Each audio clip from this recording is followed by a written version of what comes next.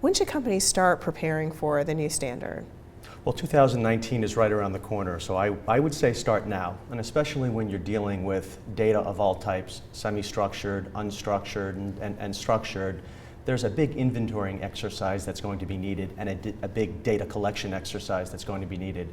And that needs to start now, even starting programmatically as to getting the team together, understanding where you're going to look, the technologies that you're going to use, and the process in which you're going to ingest, aggregate, and report is a big exercise for many companies. So starting now is quite advisable. When you start thinking about if the data isn't structured, if the data is in hard copy, there's a process of digitizing many of the leases, and then once they are digitized, to begin to ingest the massive amounts of data needed to start to aggregate and then think about the reporting. It's a big exercise. Tell me how you go about digitizing the leases and being able to extract the key information, and what technology may be available to do that. I think of it in three ways. I think there's a ingestion part, or getting the data. There is making sure the data is clean and it's high quality, and then there's a running analytics on the data. And all three require good data from your systems and from contracts.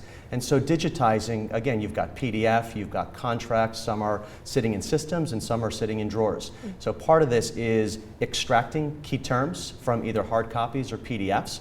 If it's sitting in hard copies, then we actually have to digitize it, i.e. scan or optically recognize the characters, put it into a format such that we can run analytics. If it's digitized already but not in similar terms, we've got to create structure around key terms. Think payment terms, think expiry dates. They all have to map so that we can run consistent queries and analytics. Once you've at least collected and started to map those fields so that there's a common taxonomy or a common way you're going to express how you want to report, then there's analytics you're going to want to run on those key fields. And those, again, are things like when is your lease going to expire, key payment terms, key parts of your contract that may differ across the magnitude of different types of leases. And then on the last component of it is, so now how's that going to map to the standard, and to really run some analytics so that, and some queries so that you know how it's going to affect your balance sheet.